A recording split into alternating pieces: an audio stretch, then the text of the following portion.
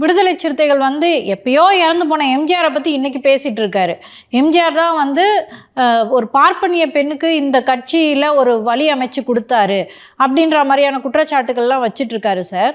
So இது வந்து இப்போது அதிமுக தரப்பில் திரு ஜெயக்குமார் என்ன சொல்லியிருக்காருன்னா, இந்த தூய்மை பணியாளர்கள் இருக்காங்க இல்லையா, அவங்களுடைய போராட்டத்தை டிஸ்ட்ராக்ட் பண்ணுறதுக்காக திரும்ப அப்படி பேசுகிறாரு அப்படின்ற மாதிரிலாம் சொல்கிறாங்க. நீங்கள் எப்படி சார் பார்க்குறீங்க? அண்ணன் திரு ஜெயக்குமார் அவர்களுடைய குற்றச்சாட்டில் நியாயம் இருக்கிறதோ என்ற எண்ணம் தான் எனக்கு தோன்றுகிறது. முதலில் திரு திருமாவளவன் அவர்கள் சட்டப்பேரவைக்குள் நுழைந்தது அதிமுகவோடு கூட்டணி வைத்து. இதே திருமாவளவன் அவர்களே எனக்கு தெரிந்து ஒரு மேடையில் பேசும்போது ஜெயலலிதா பற்றி உங்களது நினைவுகளை பகிர்ந்து கொள்ளுங்கள் என்று சொல்லும்போது, நாங்கள் ஒரு கூட்டணியில் இருக்கிறோம், அப்போது மேடையில் பத்திரிகையாளர்கள்லாம் எல்லாரும் கையை பிடிச்சி தூக்குங்கன்னு சொல்லும்போது நான் ஜெயலலிதா பக்கத்தில் நின்றுருந்தேன். நான் அப்படி சங்கடப்பட்டுக்கிட்டு நின்றுட்டு இருந்தபோது ஜெயலலிதா என் கையை பிடிச்சி இப்படி தூக்குனாங்க. அந்த அளவுக்கு ஒரு எளிமையான தலைவர் அப்படி இப்படின்லாம் சொல்லியிருந்தார். ஜெயலலிதாவை பிராமணர் என்றால் தமிழக மக்கள் பார்த்தார்கள்.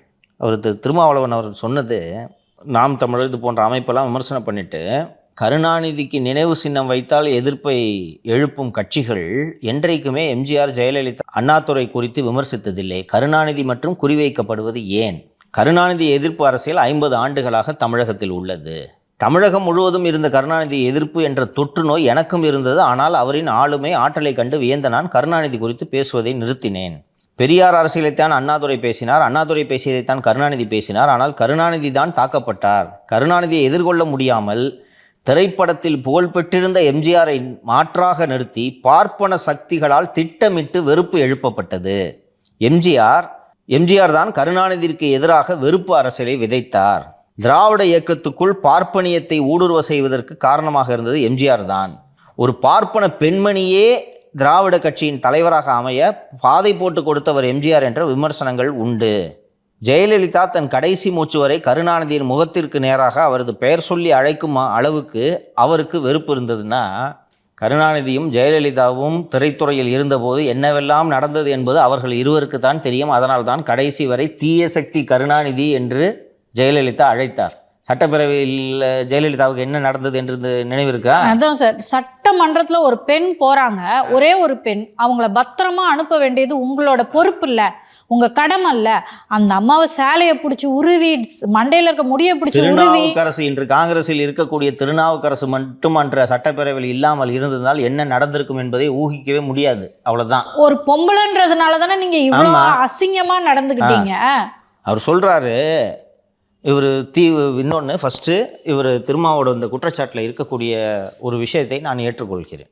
கருணாநிதி எதிர்ப்பு என்ற அரசியல்தான் தமிழகத்தில் 50 ஆண்டு காலம் நிலவியதுன்னா, அந்த கருணாநிதி எதிர்ப்பு அரசியலை பேசிய ஒரு கட்சிக்கு தானே மக்கள் மீண்டும் மீண்டும் வாக்களித்தனர்.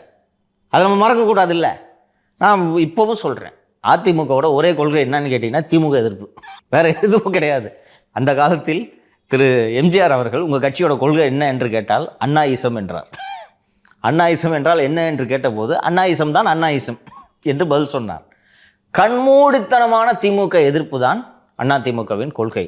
இன்னைக்கு வரைக்கும் அந்த கட்சி வலுவாக திமுகவை எதிர்ப்பதால் தான் வலுவாக இருக்கிறது.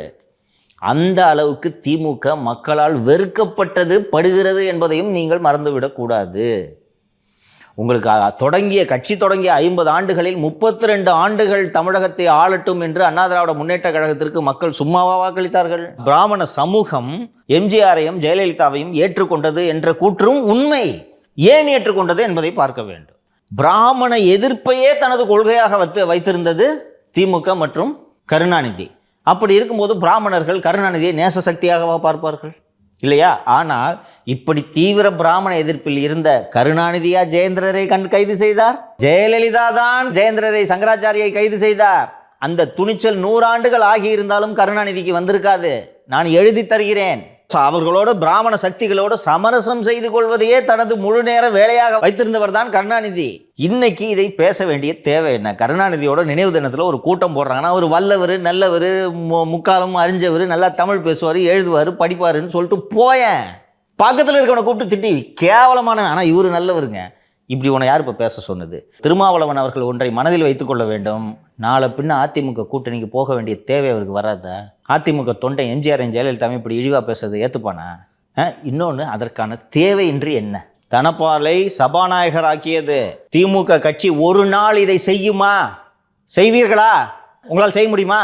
தான் சாதி ரீதியாக ஒதுக்கப்படுகிறேன் என்று ஒரு தனது ஆதங்கத்தை ஜெயலலிதாவிடம் பதிவு செய்த ஒரே காரணத்துக்காக உன்னை இனிமேல் எவன் ஒதுக்குறான்னு நான் பார்க்குறேன். மாண்புமிகு பேரவைத் தலைவர் அவர்கள் என்ன தான் மட்டும்தான் உங்களை கூப்பிடணும். அந்த சாப்பாடு வச்சதுக்கு சாப்பிடல சொல்லிட்டு தானே சார் இருந்தது. ஒரு நிகழ்ச்சி நடத்துகிற வீட்டில் வந்துட்டு சாப்பிடாம போயிடுறாங்க, இதை மருத்துவத்தோடு அம்மா சாப்பிடலாமா அப்படின்ட்டு பதிவு செய்கிறார், அவ்வளோதான். அப்படியா? வேடிக்கை பாரு. தலித் எழில்மலை என்ற ஒரு தலித் சமூகத்தை சேர்ந்த ஒரு அரசியல் தலைவரை பொது தொகுதியில் நிறுத்தி வெற்றி பெற செய்தவர் செல்வி ஜெயலலிதா. நீங்கள் செய்வீங்களா? கருணாநிதி செய்வாரா? ஒரு தலித் தலைவராக இருந்து கொண்டு திருமாவளவன் இப்படியெல்லாம் பேசலாமா? இதற்கான தேவை இங்கிருந்து எழுந்தது. 69% இடஒதுக்கீடா இருக்கட்டும், அரசியலமைப்பு பட்டியலில் சேர்த்து அதை உறுதி செய்தவர் செல்வி ஜெயலலிதா. இன்னைக்கு இருக்கக்கூடிய திமுக நிலைய வித்துவான், மூத்த நிலைய வித்துவான் திரு வீரமணி அவர்கள் சமூக நீதி காத்த வீராங்கனை என்று அதற்காக தான் செல்வி ஜெயலலிதாவுக்கு பட்டம் கொடுத்தார். எளிமையாக கேட்குறேன்ப்பா, பிராமணர்களுக்கு முக்கியத்துவம்னு சொல்லிட்டு நீங்கள் அதிமுகவில் சொல்லுங்க, அவங்க பிராமணன் தானே. ஒரு பிராமண சமூகத்தை சேர்ந்தவர்களை செல்வி ஜெயலலிதா தனக்கு உற்ற துணையாக உதவியாகவா வைத்திருந்தார்? பிராமண சமூகம் அல்லாத சசிகலாவை தான் வைத்திருந்தார். அவரை போய் நீங்க பிராமணன் சொல்றீங்க. நீங்க கடைசி வரைக்கும் குருமூர்த்தி அவர்கள்லாம் அவர் கூட நெருங்கவே முடியல. குடும்பத்தை கிட்ட சாக்கலப்பா, அவரை போய் சாதிக்குள்ள அடைகிறாரு திருமாவளவன். அறிவு பிறழ்ந்து போய் விட்டதான்ட்டு எனக்கு ஒன்றும் தெரியல. திருமாவளவன் இன்னைக்கு பேச வேண்டிய தேவை என்ன? எதுக்கு இப்போ நீ வம்புழுகுத? 25 கொத்துக்காக இவ்வளவு பேசுறாரு சார். அதுக்கு ஏப்பா அதுக்காக இதெல்லாம் அவசியமா? அது உண்மையிலே சார் வருத்தம் அளிக்குது. இது அவசியமான விஷயங்களுக்கு சர்ச்சை ஏற்பட்டால் நீங்கள் அதை எதிர்கொள்ளலாம். இது அவசியமான சர்ச்சையா? திரு ஜெயக்குமார் அவர்கள் சொல்கிறாரு இந்த மாநகராட்சி ஊழியர்களோட போராட்டத்தை மடைமாற்றத்துக்கு தான் இந்த மாதிரி பேசுகிறாருன்னு. இதுக்கு என்ன பதில் இருக்குது திருமா கிட்ட? கருணாநிதி நினைவு தினம்னா அவர் வல்லவர் நல்லவர்னு போட்டுட்டு போங்க சார். அரண்மனை கவிஞர் மாதிரி இப்போ கவி பாடிட்டு பரிசில் பெற்றுக்கிட்டு போங்க. திருமாவளவன் அவர்கள் போன்றவர்கள் அதிகாரத்தில் இருக்கணும் அப்படின்றதுக்காக இப்படியான சமரசங்கள் பண்ணிக்கிட்டோம். அப்போ அந்த அதிகாரத்தை வச்சு இவங்களுக்காவது நீங்க உதவி பண்ணியிருக்கணும்ல, அதுவும் பண்ணலையே. நீங்க அந்த சமூகத்தை சேர்ந்தவர்கள் தானே 10 நாட்களாக வீதியில் இருக்கிறார்கள். போய் பேச வேண்டியதானே, கூட்டணி கட்சி தானே. புகழ்றீங்கல்ல நிலைவத்துவான் மாதிரி. குறிப்பாக நீங்கள் ரொம்ப எளிமையாக கடந்து போயிட்டீங்க. சட்டமன்றத்துக்கு ஒரு எதிர்க்கட்சி தலைவராக மக்கள் அனுப்புகிறாங்க, அந்த பெண்மணியை நீங்கள் பத்திரமா வெளியே அனுப்பலைன்னா பெண்கள் மேலே உங்களுக்கு என்ன மரியாதை இருக்குது? ஸோ அன்னையிலேருந்து இன்னைக்கு வரைக்கும் பெண்களை வந்து ஆபாசமாக பேசுறது, அவர் லைட்டாக அப்படி மேல் எழுந்து வராங்கன்னா அவங்களோட கேரக்டர் அசாசினேட் பண்ணுறது, அதையும் தாண்டி புடவையை பிடிச்சி உருவுறது அப்படின்னா இதுதான் ஒரு கட்சியோட கொள்கையா? இப்போ சொன்னேன்லம்மா 2006லம்மா. அப்படி இருக்கும்போது கலைஞரை வந்து அவங்க பாராட்டி பேசணும்னு திரும்ப எதிர்பார்க்குறாரா? மைனாரிட்டி திமுகன்னு ஃபர்ஸ்ட் டைம் ஜெயலலிதா சொன்ன உடனே 96 எம்எல்ஏ வச்சுக்கிட்டு நீ சிஎம்ஆ இருக்கின்றதுக்காக மைனாரிட்டி திமுகன்னு ஒரு வார்த்தை சொன்ன உடனே நான் திருமதி ஜெயலலிதான்னு கூப்பிடுறேன்னா என்னம்மா என்ன? எப்படி ஒரு கேவலமான எண்ணம் இருந்தாலும் இப்படி சொல்லுவீங்க? அப்படிப்பட்ட கருணாநிதியை புகழ்ந்து விட்டு ஜெயலலிதாவை சாதி வளையத்துக்குள் அடைக்கிறார். எம்ஜிஆர் அவர்கள் வந்து முதலமைச்சராக இருக்கும்போது அவங்க குடும்பம் தான் எனக்கு தலைச்சு ஓங்கி இருக்கா. போறவங்க கிட்ட எல்லாருக்கும் காசு அள்ளி கொடுப்பாரு, நகை அள்ளி கொடுப்பாரு அப்படின்னு சொல்றாங்க. 2 தலைவர்களும் சமூகத்துக்காக வாழ்ந்து சமூகத்துக்காகவே மறைந்தவர்கள். நீங்கள் அப்படியா? கருணாநிதி அப்படியா? சாதாரண கதை வசன கர்த்தாவாக இருந்தவர் இன்று ஆசியாவின் பெரும் பணக்காரர்களில். போன வாரம் கூட ஒரு செய்தி வந்திருந்துச்சு, கலாநிதி மாறன் அவர்களின் மகள் $100 மில்லியன் என்னமோ இங்கிலாந்தில் ஒரு டீம் வாங்கியிருக்காராம். இவ்வளோ துட்டு எங்கேருந்தே வந்துச்சு உங்களுக்கு? அவங்க 2 பேருக்கும் வாரிசே இல்லையா? அவங்க ரொம்ப அழகாக சொன்னாங்க. அதிமுக தான் அவங்க வாரிசு. எம்ஜிஆர் ஆகட்டும், திரு செல்வி ஜெயலலிதா அவர்களாகட்டும், அந்த கட்சி தான் அவர்களின் வாரிசு. பழனிசாமி தான் அவர்களோட வாரிசு. இன்னும் சொல்ல போனா அந்த கட்சி தான், அந்த கட்சி தொண்டர்கள் தான் அவர்களுடைய வாரிசு. உங்களுக்கு அப்படியா? பேரனை வரைக்கும் தூக்கி மேடையில் ஏற்றுறீங்க, வெக்கமா இல்லை? அந்த கருணாநிதியை புகழ்ந்து இவங்க 2 பேரையும் இழுத்து பேசுகிறார். ஒரு திருமாவளவன் தனது தரத்தை குறைத்து கொண்டே வருகிறார். அதற்கு மேல் நான் ஒன்றும் சொல்ல விரும்பவில்லை. சார், திமுகவை தொடர்ந்து வந்து 50 ஆண்டு காலமாக திமுக எதிர்ப்பலை பேசுகிறாங்கன்னா விஞ்ஞான ஊழல் செய்தது திமுக அரசு. அப்போ அவங்கள அப்படித்தானே சார் பேசுவாங்க? அப்படித்தான் பேசுவாங்க. இன்னொன்று, திமுக ஆதரவுக்கு இருக்கும் வாக்குகளை விட திமுக எதிர்ப்புக்குத்தான் இங்கே வாக்குகள் அதிகம் என்பதை ஒவ்வொரு தேர்தலும் நிரூபித்துக் கொண்டிருக்கிறது. இவ்வளோ 10 வருஷம் அதிமுக ஆட்சியில் இருந்த பிறகு நடக்கிற தேர்தலில் 3% தானே ஜெயிக்கிறீங்க. நீங்கள் என்ன அப்படி அலையாட்சின்னு வந்துச்சு உங்களுக்கு ஃபேவரா? அதுவும் அத்தனை கூட்டணி கட்சிகளை வச்சுட்டு பார்டரில் ஜெயிச்சிங்க. இது ஒரு வெற்றியா? இதில் பேச்சு வேறு. தலைவி படத்தில் பார்க்கும்போது நம்மளுக்கு ஒரு சீன் வரும் சார். ராஜீவ்காந்தி இறக்கிறதுக்கு முன்னாடி வர சட்டமன்றத்துக்கு முன்னாடி அவங்களுக்கு ஆக்சிடென்ட் ஆகிடுது. அந்த சட்டமன்றத்தோட பிரச்சாரத்தை எல்லாத்தையுமே இந்த கழுத்தில் ஒரு பேண்ட் போட்டுட்டு தான் அவங்க எதிர்கொள்கிறாங்க. அதில் பார்த்தீங்கன்னா அதுக்கு முன்னாடி சீனில் பின்னாடி இருக்க அசிஸ்டன்ட் வந்து சொல்லுவாங்க, அக்கா நம்ம வந்து ஒரு செக்யூரிட்டி வாங்கணும் அப்படின்னு சொல்லிட்டு. சட்டமன்றத்திலேயே எதிர்கட்சி தலைவருக்கு இங்கே செக்யூரிட்டி இல்லை, எந்த செக்யூரிட்டி எதிர்பார்க்குறேன்னு கேட்பாங்க அவங்க. அதெல்லாம் தாண்டி தான் இப்போ அவங்க வந்து முதலமைச்சராக நின்னாங்க. அப்படி இருக்கும்போது கலைஞர் அவங்க ரசிக்க முடியுமா? எரிச்சலாக தான் இருக்கும் கடைசி வரைக்கும். எது உறுத்துதுன்னா அவருக்கு நேராகவே கருணாநிதினு பேர் சொல்கிறாங்க. ஏன் அவர் பேர் கருணாநிதி தானே? இது ஏன் திருமாவளவனுக்கு இப்படி வலிக்குது? அப்படி ஒரு வீரமங்கை தமிழ்நாட்டில் இருந்திருக்காங்கன்னு நினச்சி நம்மளாம் பெருமை பண்ணோம் அப்படி பார்த்தா. ஏன்னா நீங்கள் எதையுமே நேரடியாக எதிர்கொள்கிறவங்கல்ல, நீங்கள் எப்படி எதிர்கொள்கிறீங்கன்னு இப்போ நம்ம பார்த்துக்கிட்டு தான் இருக்கோம். சார் இதுக்கெல்லாம் வந்துட்டு எடப்பாடி பழனிசாமி அவர்கள் சொல்லியிருக்காங்க, அந்த எம்ஜிஆர் அவர்களையும் விமர்சிச்சதுக்கு சொல்லியிருக்காங்க, நீங்கள் இப்படி எம்ஜிஆர் அவர்களை விமர்சிச்சிங்கன்னா கட்சியை நாளைக்கு இருக்காது அப்படின்னு சொல்லி நீங்களே இருக்க மாட்டீங்கன்னு இருக்காரு. அரசியல் எதிர்காலத்தை தொலைச்சிடுவார் திருமான்னு சொல்லியிருக்காரு. அது சரியான விஷயமா தான் நான் பார்க்கிறேன். நீங்கள் யோசிக்கணுமா? நாளைக்கு நீங்கள் இன்றைக்கி இந்த திமுக கூட்டணி நிரந்தரம் இல்லை. திமுகவுக்கு அடிமை சாசனம் எழுதி கொடுத்துட்ட மாதிரி நீங்கள் பேசக்கூடாது. நாளைக்கு கூட்டணி மாற வேண்டிய தேவை ஏற்படலாம். சரியா? அப்படிப்பட்ட சூழலில் அதிமுகவோடு செல்ல வேண்டும் என்ற ஒரு நெருக்கடி ஏற்பட்டால் இந்த பேச்சு உறுத்துமா உறுத்தாதா? அப்போ இதுக்கான தேவை என்ன இருக்குது? பர்மனெண்ட்டாக நீங்கள் இருக்க போகிறீங்களா திமுக கூட்டணியில்? இதுதான் திரும்ப ஒரு செய்யும் அடிப்படை தவறு. இது போன்ற தவறுகள் தான். நேற்று செய்தியாளர் பேட்டியில் தினகரன் அவர்கள்ட்ட கேட்டிருந்தாங்க, இபிஎஸ் அவர்களோட கூட்டணி வைக்கிறீங்களா அப்படின்னு கேட்டாங்க. நாங்கள் இபிஎஸ் கூட்டணி அவங்க கூட கூட்டணி வைக்க கிடையாது, நாங்கள் என்டிஏ கூட்டணியில் இருக்குமே தவிர அவர் கூட கூட்டணி வைக்கிறது இல்லை. இன்னமும் உங்கள் கட்சியில் அதாவது ஃபஸ்ட்டு வச்சுருந்தாங்க அவங்களோட இது என்னன்னா அதிமுகவை கைப்பற்றணும். அதில் இன்னமும் நிலைப்பாட்டோட இருக்கீங்களா கேட்டதுக்கு ஆமாம் அதில் நிலைப்பாட்டோட தான் இருக்குன்னு சொல்லியிருக்காங்க. அதை எப்படி சார் பார்க்குறீங்க? அவர் அமமுக கட்சி ஆரம்பித்தது அதிமுகவை கைப்பற்றுவதற்கு அல்ல, திமுகவை ஆட்சியிலிருந்து அகற்றுவதற்கு அப்படின்றத அவர் தெளிவாக சொல்லியிருக்கார். நீங்கள் எடப்பாடியோடு இணைவீர்களா என்று கேட்டதற்கு அவர்களோடு இணைவதற்கு வாய்ப்பில்லை, கூட்டணி சேருவோம்னு சொல்லியிருக்காரு. அதாவது தேசிய ஜனநாயக கூட்டணியில் சேருவோம் அப்படின்னு சொல்லியிருக்கார். நோக்கம் என்னன்றதை சொல்லிட்டார். திமுகவை அகற்றுவதற்கு நீங்கள் இந்த கூட்டணியில் அவர் இருக்க வேண்டும். அதாவது பத்திரிகையாளர்கள் கேட்ட கேள்வியோட சாரம் அதிமுகவோடு நீங்கள் அமமுகவை இணைப்பீர்களா என்பது தான் அதற்கு பொருள். அது ரூல்ட் அவுட்னு சொல்லிட்டார். நாங்கள் அந்த கூட்டணியில் இணைஞ்சு போட்டியிடுவோம் என்பதுதான் பொருள். இதோட தொடர்ச்சியாகவே திரு பன்னீர்செல்வம் அவர்களை சமாதானம் செய்யும் முயற்சியில் பிஜேபி ஈடுபட்டிருக்கிறது. அதன் தேசிய அமைப்பு பொதுச் செயலாளர் திரு BL சந்தோஷ் அவர்கள் தமிழகம் வர இருப்பதாகவும், BL சந்தோஷ் அவர்களை திரு பன்னீர்செல்வம் சந்திக்க வைக்க ஏற்பாடுகள் நடந்து கொண்டிருப்பதாகவும் தகவல்கள் தெரிவிக்கின்றன. இதைத்தானே பன்னீர் எதிர்பார்த்தார் இல்லையா? இப்போ பன்னீரும் பிஜேபி திட்டங்களை எல்லாம் எதிர்த்து எல்லாரும் போராட்டங்களை நடத்துங்கள் என்று அவங்க அந்த உரிமை மீட்பு குழுவுக்கெல்லாம் சொல்லிகிட்டு இருந்தார். இப்போது இன்று கூட திமுகவை கடுமையாக விமர்சித்து ஏதோ ஒரு அறிக்கை ஒன்று வெளியிட்டிருக்கிறார். அண்டு ஸ்டாலினை பயன்படுத்தி கொண்டார் அல்லவா? இப்போ தெரியுதா? நீங்கள் மதியாமல் இருந்தீங்க, நான் எதிரி வீட்டுக்கு போகிறேன்னு சொல்லி போய் ஒரு சீனை போட்ட உடனே இவங்க எல்லாம் கூப்பிடி இருந்தாலும் கோச்சிக்கிட்டு போயிட்டாரு என்று அழைக்கிறார்கள். ஸோ முதல்வர் பன்னீரை பயன்படுத்தி கொள்ள வேண்டுமே தவிர பன்னீர்செல்வம் முதல்வரை பயன்படுத்தி கொள்ள அனுமதித்திருக்கக்கூடாது. தனது தந்தையிடமிருந்து அரசியல் கற்றுக்கொண்டிருக்க வேண்டும். ஸ்டாலின் அன்றைக்கி சொன்னேன்ல, அந்த நினைவு தினத்தை அன்றைக்கி சொன்னேன்ல, இப்போ சரியாக வந்துச்சா? நீங்கள் செய்தி வந்திருக்குல்ல, முயற்சி நடந்துக்கிட்டு இருக்கு. நானும் உறுதி செஞ்சுட்டேன்.